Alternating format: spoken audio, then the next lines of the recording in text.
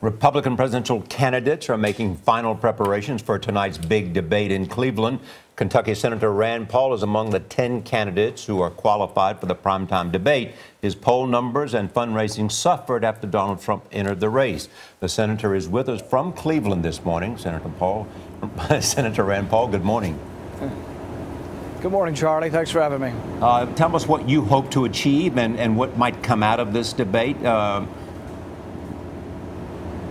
Well, you know, I like to mix it up, so my staff is all saying, oh, no, we need to be cautious. And I'm like, I like to mix it up. So I plan on getting into it with the other candidates. All right. All right. Mix it up. I'm definitely watching tonight then, Senator Paul. When you say you want to mix it up, anybody in particular you want to mix it up with?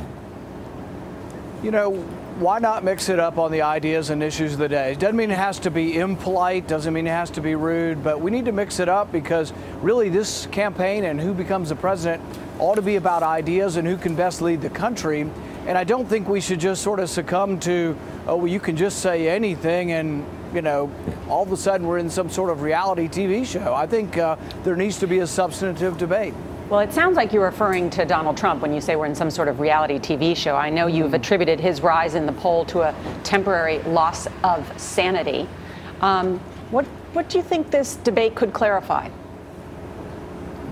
You know, I think there are a lot of issues. I think we really have to determine what are the best ways to counteract our foes around the world. Do we really need to be involved in every civil war? And has it made us more safe? I think, frankly, that Hillary's excursion and Obama's excursion into Libya made us less safe and made ISIS stronger. I think arming the allies of ISIS made ISIS stronger. And so there really needs to be a debate about that because so many, in fact, many on both sides think that it's always a good idea to send arms to everyone. We're now talking about, with the Iran agreement to pacify Saudi Arabia, we need to send them more arms also. I just don't think, I think there needs to be a voice of reason and there needs to be somebody promoting a rational foreign policy. And I think sometimes both sides are a little bit overcrazed about intervention. Senator, we want to get your response to the indictment that was announced yesterday, saying that your nephew-in-law is accused of paying off a state senator in Iowa, to really curry favor for your father's presidential campaign. Well, you know, for about 4 years, there have been these campaign finance regulatory rules that they've been going after. It's a little bit suspicious to me, though, that it just happens to take 4 years and then they decide to do something. The President Obama's administration decides to do something on the eve of a debate. So I think that's at least suspiciously timed. The stuff's complicated. The campaign finance rules are very complicated. There'll be lawyers and accountants involved in this, and they'll get it sorted out over time, I'm sure. Let me go back to Nora's question about Donald Trump. What is it? What do you make of his rise in the polls? Is it, in your judgment, more rhetoric and bombast than it is policy and specific public positions? Yes, and I think what he's tapped into, though, is that 90% of people are unhappy with Washington.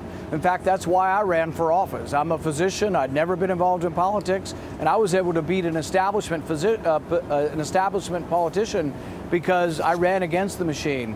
I still intend to do so because 90% of people are unhappy. I think we need term limits. I'd wash the whole place out. The whole place needs to be, cleaned, swept, and start over again. I've met almost every leader on the stage in Washington, and there is no monopoly of knowledge up there. We need new people, and one of the big proponents and one of the things I will propose is that we have term limits. I think we ought to send them all home, myself included. Okay, but so why is Donald Trump tapped into this rather than you, according to the polls? Well, he had a little bit of help. Y'all covered him with about $1 billion worth of news media. It's all your fault, Charlie. Oh, I see. It's all, So now the thing is that, for example, I've been talking about a flat tax where we eliminate the entire tax code to try to get American jobs to come home and American companies to come home. But I have really had a little trouble getting traction with getting the message out. And I don't blame anyone. I mean, the news is what the news is. But you have to admit that there's been an extraordinary amount of attention paid to one person. And I think anybody's numbers would rise with that amount of attention. So our job is to break through. Our job tonight is to step up, defend, and maybe demolish some other bad ideas that are out there, or point out that maybe there are some empty suits without ideas. Who would that be?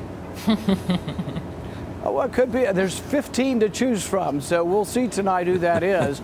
But I think it is good to draw distinctions. And I'm a big believer, I don't believe in hurling insults, but I'm a big believer in, mixing it up. We ought to know the differences between the candidates, and let's see how much substance we can have come forward. Thanks, Senator. Senator Rand Paul, good luck tonight. We'll be watching.